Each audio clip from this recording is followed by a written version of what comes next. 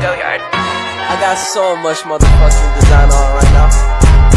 Break it down, bring it back, make it clap. I got 3 old thoughts, new guap, wear that thing. Bitches on my line, and you know. Assalamualaikum warahmatullahi wabarakatuh. Selamat pagi anak-anak. Apa kabar kalian hari ini? Tahukah kalian materi apa yang akan kita bahas hari ini? Kita akan membahas materi teks prosedur. Mari kita belajar bersama-sama. Sebelum memulai pembelajaran, ayo kita melakukan tes breathing terlebih dahulu. Saya sehat, saya semangat, semangat sekolah. Apakah kalian tahu pengertian teks prosedur? Prosedur merupakan teks yang memuat tahapan-tahapan atau langkah-langkah yang diwajibkan dalam melangsungkan suatu aktivitas secara tersusun dengan baik. Teks prosedur sering kita temukan dalam kehidupan sehari-hari, misalnya di balik kemasan mie instan dan pada kemasan minuman saset. Pada langkah-langkah pembuatannya, di belakang kemasan sering kita temui terdapat cara-cara pembuatan atau penggunaan,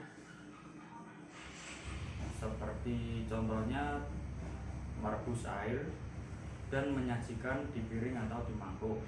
Nah, hal itu merupakan contoh-contoh dari teks prosedur.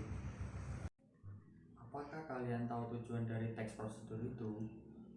Tujuan dari teks prosedur untuk memudahkan pembaca agar mengikuti perintah langkah-langkah dari isi teks prosedur dengan hasil yang sesuai dengan keinginan pembaca. Apabila pembaca sudah memahami isi teks prosedur dan dapat mengikuti instruksi penulis, maka teks prosedur tersebut sudah sesuai dengan tujuannya. Teks prosedur juga meringankan dalam melakukan suatu pekerjaan. Dengan kita membaca langkah-langkahnya, kita akan paham hal apa yang harus dilakukan. Sementara itu, hasil akhir dari teks prosedur berupa produk atau kegiatan yang akan dibuat dan dilaksanakan oleh si pembaca teks. Ciri-ciri teks prosedur. Dalam teks prosedur terdapat sebuah ciri-ciri. Yang pertama adalah menggunakan kalimat perintah. Kalimat perintah merupakan kalimat yang menunjukkan suatu perintah atau meminta kita untuk melakukan perintah sesuai dengan hal yang dibutuhkan. Seperti contohnya, tolong matikan lampu itu, tolong gunakan sebaik-baiknya air itu. Yang ketiga, menggunakan kata penghubung, di mana kata penghubung digunakan untuk menghubungkan sebuah kata. Seperti contohnya adalah selanjutnya, kemudian, berikutnya, dan banyak hal lainnya lagi.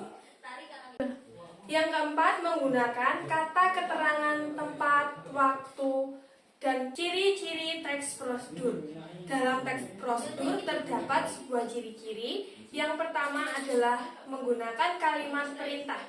Kalimat perintah merupakan kalimat yang menunjukkan suatu perintah atau meminta kita untuk melakukan perintah sesuai dengan hal yang dibutuhkan. Seperti contohnya, tolong matikan lampu itu, tolong gunakan sebaik-baiknya air itu. Yang kedua, mengumpulkan bahan. Kita dapat mengumpulkan bahan teks prosedur bisa melalui internet, buku, atau dengan penggunaan obat yang ada di belakang kardusnya. Yang kedua, menggunakan kata kerja aktif. Kata kerja aktif antara lain contohnya menyiram, membungkus, dan melempar. Yang ketiga, membuat kerangka atau kita menyusun kerangka. Untuk yang keempat atau yang terakhir, kita bisa menyusunnya secara rinci agar kita dapat memahami suatu teks prosedur tersebut. Bagaimana sih bentuk dari teks prosedur? Selanjutnya yaitu struktur teks prosedur. Struktur teks prosedur ada 4, yaitu yang pertama judul, yang kedua tujuan, yang ketiga alat dan bahan, yang terakhir ialah langkah-langkah. Contoh penggunaan teks prosedur yaitu cara memakai atau meminum obat. Nah, di sini saya mempunyai obat betadine. Nah, di sini pasti ada langkah-langkah atau cara tertentu untuk memakai obat ini. Misal saja buka tutupnya, lalu teteskan pada luka, lalu tutup kembali, lalu simpan ke tempat yang aman. Selanjutnya di sini saya mempunyai obat kapsul. Nah, di sini juga pasti ada langkah-langkah untuk meminum kapsul ini.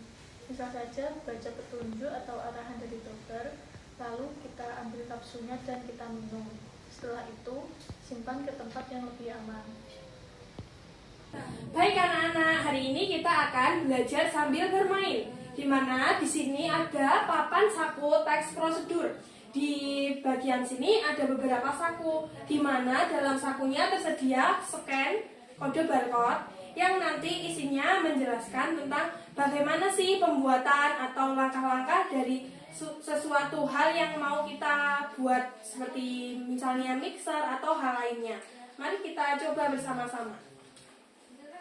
Kita ambil salah satu dari kode barcode, lalu kita scan.